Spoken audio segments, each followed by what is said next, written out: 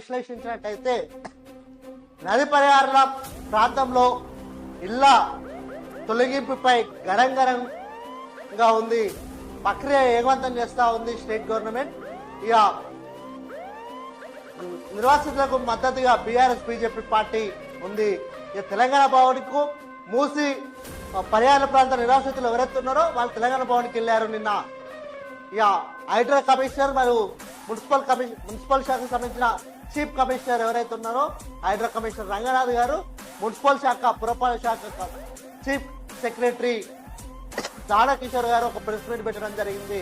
వాళ్ళు ఆ press meet లో ఏమంటా ఉన్నారంటే,